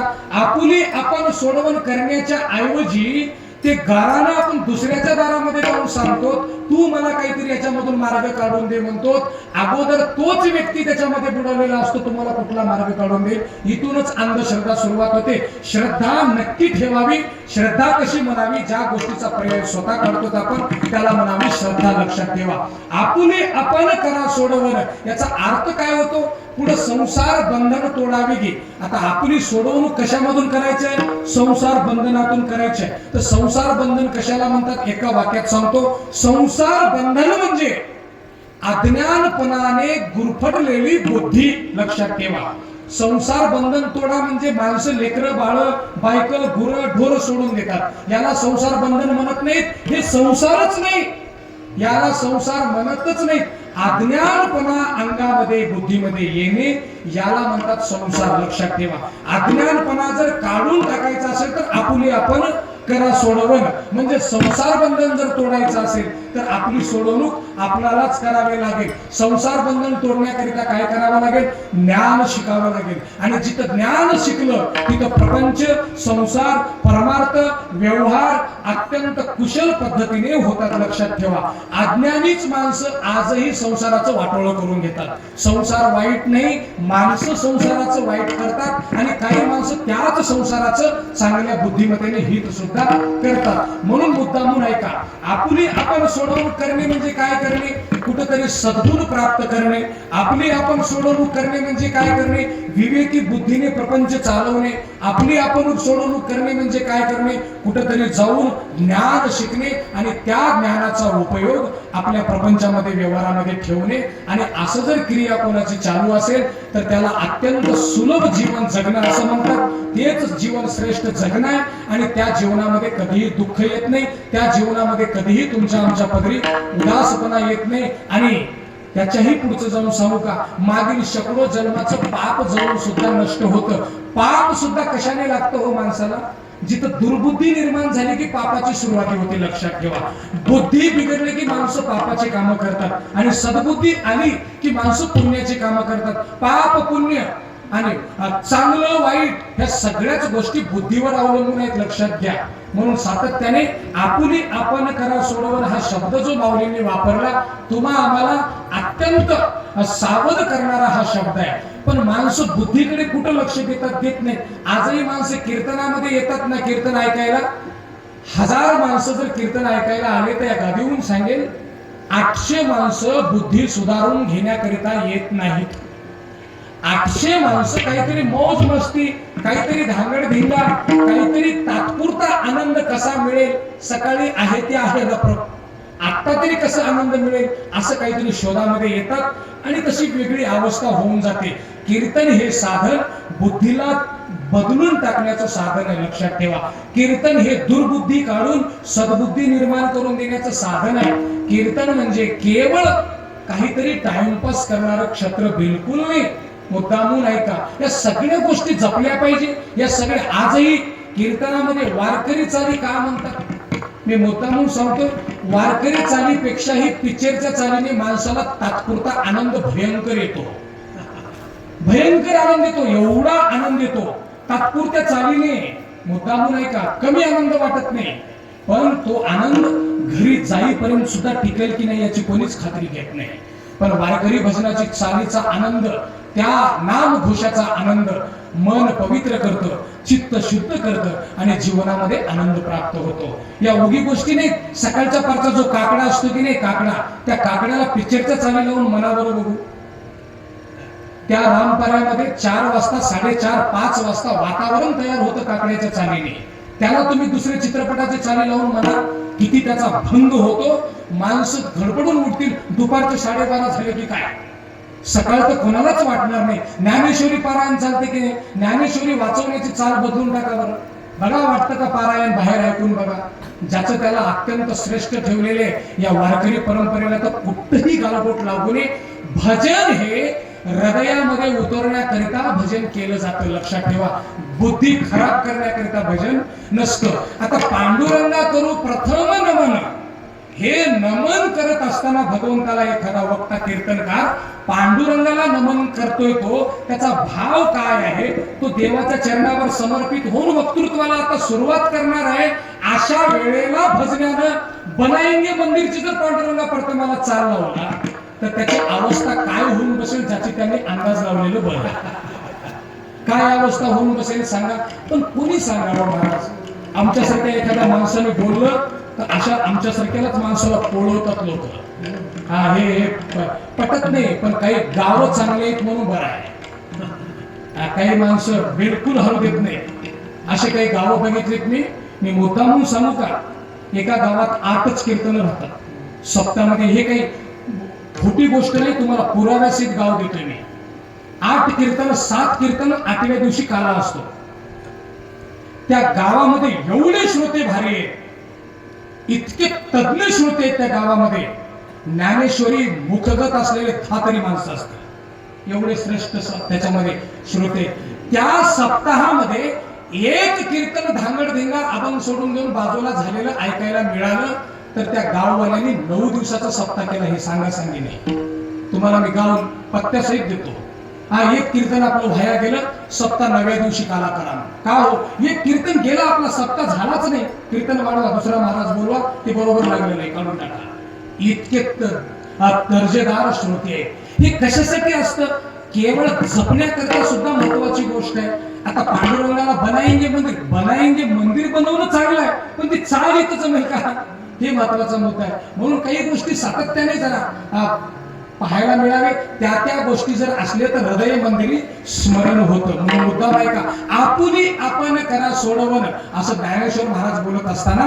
म्हणून मी मुद्दामून सांगतोय, अज्ञान काढणे, ज्ञान शिकणे आणि ज्ञान शिकण्याकरिता एकमेव जगामध्ये जर आत्ता कोणतं स्थान असेल तर ते म्हणजे अखंड हरिनाम सप्ताह. त्याच्याशिवाय दुसरीकडे कुठंही मिळत नाही. सप्ताह मंडपामध्येच ज्ञान मिळण्याचं ठिकाण शिल्लक राहिलेले, बाकी सगळ्याच ठिकाणी तुम्हाला धोकाच आहे. लक्षात ठेवा, कुठेहीच धोकाच आहे. फक्त एकच क्षेत्र पवित्र उरलं, ते म्हणजे कीर्तनाचं माध्यम. त्या कीर्तनाला आमच्यासारखे महाराज काही बट्टा लावत असतील तर ते विषय सोडून द्या, त्याच्याबद्दल मी बोलणार नाही. पण एवढा भव्य दिव्य मंडप आणि हे सगळे जे केला जातो खटाटोप सद्गुण शिकण्यासाठी केला जातो. म्हणून कीर्तनातून सद्गुण शिकावे, विवेकी बुद्धी शिकावी. बुद्धी कीर्तनामध्ये शांत होते, कीर्तनामध्ये क्रोध कमी होऊन जातो माणसाचा. कीर्तनामधनं गर्व अहंकार कमी होतो. टाळ्या वाजून जे भजन घेतलं जातं मध्ये कशासाठी, सारखं अंगात असलेलं क्रोध रूपी अहंकार रूपी पित्त काढून टाकून देण्याकरिता टाळ्या वाजून भजन केलं जातं. आणि असा मनुष्य कीर्तनातून शुद्ध होऊन गेला की त्याच्या प्रपंचावर परिणाम होतो. लक्षात ठेवा, आजही पंढरपूरला जाऊन 8 दिवस राहून आलेली माणसं घरी येऊ द्या, कमीत कमी 10-15 दिवस तरी बायकोवर क्रोध करत नाही, कोणाला चिडून बोलत नाही. वारी करून आले 2 महिने की माणसं गावात आल्यावर बघा काही नाही म्हणत 15 दिवस तरी परिणाम नक्कीच होतो. रामकृष्ण हरी माऊली काय नाही, बसता मी जाऊन आलो, समाधान झालं बाबा, असं याला म्हणावं उच्च कोटीचा व्यवहार, याला म्हणावं प्रपंच. इतका तरी फायदा होतो. म्हणून सातत्याने हे सद्गुण शिकत चलावे. आणि हे सद्गुण शिकण्याकरता जेवढा पैसा खर्च करून सप्ताह केला जातो गावामध्ये, सप्त्यामधून जर याचा फायदा नाही झाला तर कदाचित पैसे दंड गेले की काय, अशी ही शंका घेणाऱ्यांना थांबवता येत नाही. म्हणून या सगळ्या गोष्टी कीर्तनातच मिळतात. आणि कीर्तनातूनच आपुलिया पण करा सोडवण, संसार बंधन तोडावे. संसार सोडणे, संसार बंधन तोडणे, संसार रूपी भवसागर तरुण जाणे म्हणजे अज्ञान संपवणे आणि जीवनामध्ये ज्ञान शिकणे. इतकंच लक्षात ठेवा, ज्ञान शिकलं की प्रपंच चांगला होतो आणि अज्ञान आलं की प्रपंच बिघडतो आणि माणसाच्या गळ्यापर्यंत फाशी येतं. म्हणून आपुले आपण हे सगळं शिकताना स्वतः पुढाकार घ्यावा लागतो. दुसऱ्यावर कधी अवलंबून राहू नका. हिंदूंना एक वृत्ती आहे, दुसऱ्यावर बुवा माणसाकडे, साधू संताकडे, कोण्यातरी आमच्यासारख्या परवा शामिल झालेल्या माणसावर विश्वास ठेवायचं. महाराज काहीतरी करता येईल का, मी फलानं करतो म्हणतोय, तुमचा आशीर्वाद द्या, मी फलानं काम करा म्हणतोय. तुम्ही काहीतरी चमत्कार करा आणि माझं काम पुढे नाही, असं कधीही होत नाही. चमत्काराच्या मागे कधीच लागू नका. जे माणसं चमत्काराच्या मागे लागतात ते माणसं बर्बाद झाले, लक्षात ठेवा.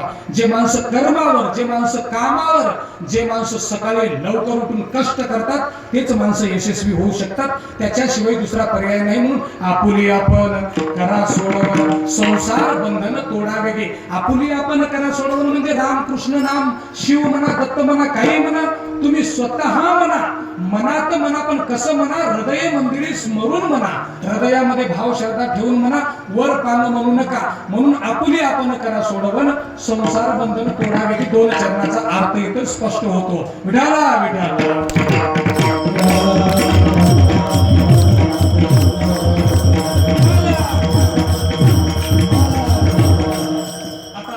माऊली बोलत असताना अत्यंत 2 चरणाचा माऊलीने अर्थ सांगितला. जरा अर्थ ऐकायला अवघड जातो, बांधून असतो वक्ता. अशा काही कठीण अभंगामध्ये एक शब्द सुद्धा बाहेर बोलता येत नाही, त्याला बंधन असतं. आणि चिंतन, माऊलींचा अभंग सोडवणे, चिंतनाशिवाय माऊलीच्या अभंगाला दुसरा पर्याय शिल्लक नाही.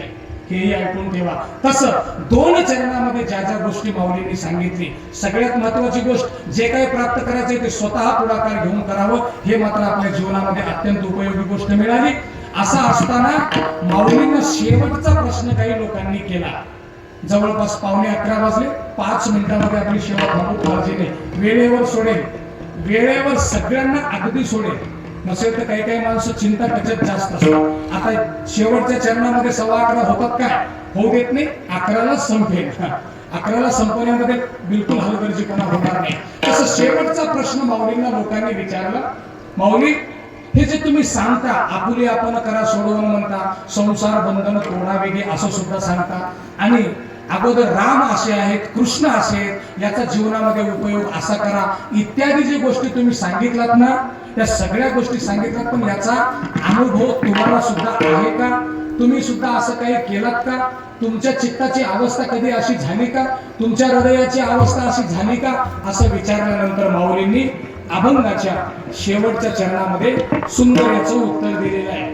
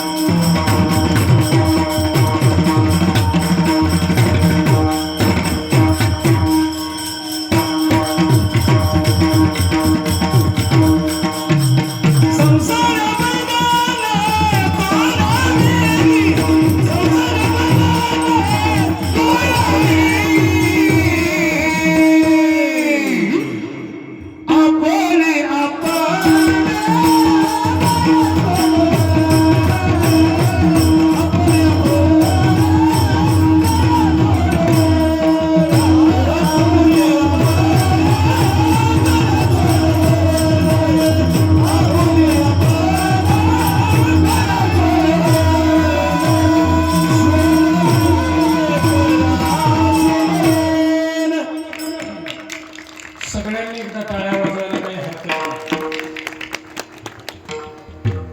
शेवटच्या चरणामध्ये ज्ञानेश्वर महाराज सांगतात, मी मुद्दामून सांगू का एक आठवली गोष्ट म्हणून सांगतो.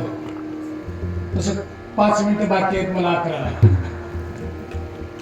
गायन ऐकावं, सप्ताहातली शिस्ताही बघावं, नियोजन बघावं, येणाऱ्या महाराजांचा सन्मान आदर बघावं, बाहेर गावून येणाऱ्या लोकांची चहा पाण्याची व्यवस्था बघावी, एकमेकांना आदर देण्याचं काम जर बघावं तर आपल्याच भागात हो. मुद्दामून सांगतोय मी. दररोज एका गावाला फिरतोय मी. फिरलो नाही तालुका नाही, तुमच्या कृपा आशीर्वादानं दररोज चालू आहे. एकाला एक धरत नाही, एकाला एक धरत नाही. किती जागी कीर्तन केलो, 2च माणसं घेऊन. रात्री तर याच्यापेक्षा पलीकडचा चमत्कार बघितलो.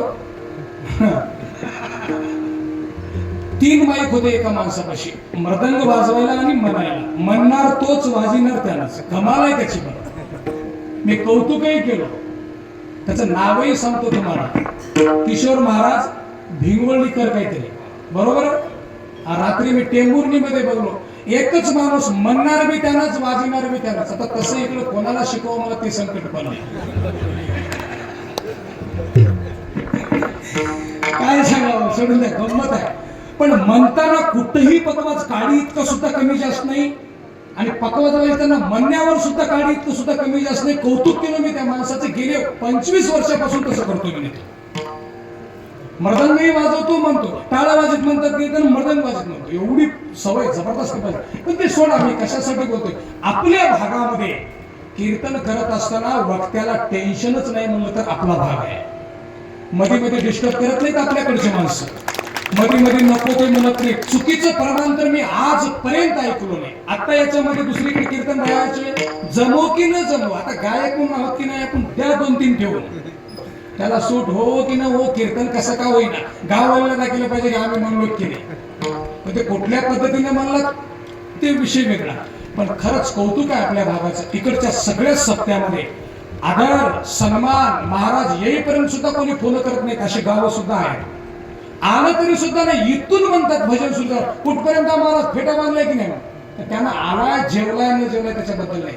पण आपल्याकडचा परिसर फार सुंदर आहे, फार चांगला आहे, आपल्याकडे संस्कार आहेत, ही खूप मोठी आपल्याकडे गोष्ट आहे. म्हणूनच आपल्या भागात कला आहे, लक्षात ठेवा. आपल्या भागामध्ये ज्ञान आहे, आपल्या भागामध्ये सगळंच आहे. पण काय सांगावं, आपल्यालाच कधी कधी आहेच की नाही की कधी शंका पडत आहे.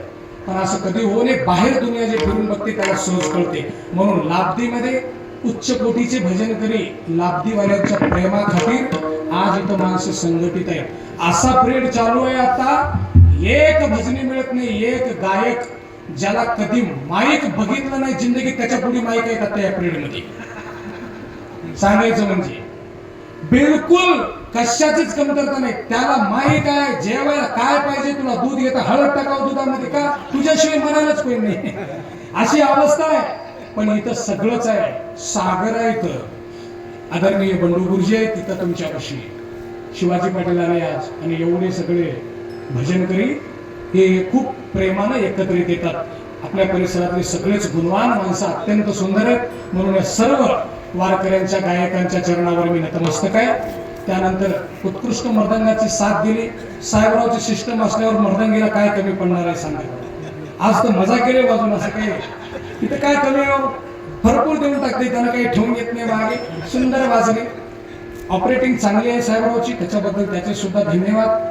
त्याच्यानंतर बाहेर गावाहून जे माणसं आले, मुद्दामून पाचपिपळीहून, लिंगीहून, आजूबाजूच्या तुमच्या परिसरातून, वणीहून, टाकली असेल, गोडापूर असेल, गोडापूर, सगळ्या जिथून जिथून आले सगळ्यांच्या चरणावर नतमस्तक होतोय. गावातील सगळेच माणसं अत्यंत प्रेमाचे. सुरेश पाटलाचं युट्यूब चाललं, त्यांच्याबद्दल त्यांच्याही चरणावर नतमस्तक. विनेकरी बाबू महाराज आहेत, त्यांच्या चरणावर नतमस्तक. आदरणीय हरिभक्ती पारायण आमच्यावर नितांत प्रेम करणारे एक अत्यंत व्यक्तिमत्व, श्रेष्ठ तत्वनिष्ठ असणारे आमचे बंडू पाटील, त्यांच्या माध्यमातून मला फोन आला, त्यांच्याही चरणावर नतमस्तक. चंद्रकांत पाटील आहेत, विनेकरी म्हणून आदरणीय बंडू गुरुजी आहेत. सर्वांच्या माता भगिनींच्या सगळ्यांच्या चरणावर मी नतमस्तक होतो. नावे घेत गेलो तर मला पत्रिकेवर लिहून घेऊन म्हणावं लागेल, इतके मला सगळे परिचयाचे गावातले माणसे. सर्वांच्या चरणावर ज्यांनी ज्यांनी सन्मान केला, आमचे जावाई असतील, परत शिवाजी पाटील असतील, सातत्याने ते असतात आमच्या संपर्कात, सन्मान केला त्यांच्या चरणावर नतमस्तक आहे. मुत्ते महाराज सन्मान केला, त्यांच्याही चरणावर नतमस्तक होतोय. सरपंच साहेब असतील, सगळ्यांच्या बरीचशी मंडळी प्रेमातली आहेत, सर्वांच्या चरणावर नतमस्तक होऊन ज्यांच्याकडे पंक्ती भोजन करण्याचा योग आला असे आमचे व्यंकटराव पाटलाचे भाऊ, त्यांच्याही चरणावर नतमस्तक. दुसरे काही व्यक्ती आहेत, पिराजी पाटील असतील, आमचे शेषराव पाटील असतील, आता खूप काही माणसं आहेत, किती किती नावं घ्यावं, सगळ्यांच्या चरणावर नतमस्तक होतोय. आणि माझ्या वाणीला जसं ज्ञानेश्वर महाराजांनी शेवटी बहुमूल्य संदेश सांगितला, काय सांगितलं, ज्ञानदेवा ध्यानी रामकृष्ण माळा, हृदयी जीवाला श्रीमूर्ती रया. माझ्या हृदयामध्ये रामकृष्ण नामाची माळ चालू आहे, पण हृदय मंदिरी करून चालू आहे, जीवाला ठेवून चालू आहे. तसं तुम्ही सुद्धा चालू ठेवा, असा अत्यंत बहुमूल्य संदेश देतात. आणि या वाणीला माझ्या एक ठिकाणी थांबतोय. बोलण्याच्या ओघामध्ये जे काही चुकीचं गेलं असेल तर ते उदार अंतकरणाने माफ करावं, आणि जे योग्य आहे ते मात्र सोडून देऊन चालणार नाही. त्याला गाठ बांधून बुद्धीमध्ये ठेवावं आणि त्याच्याबद्दल सातत्याने जीवनामध्ये प्रगती करत चलावी, हा बहुमूल्य संदेश घ्या. आणि 11 वाजले, माझ्या वाणीला थांबतो. सगळ्यांनी एकदा टाळ्या वाजून भजन करायला हरकत नाही. विठोबा जय जय विठो.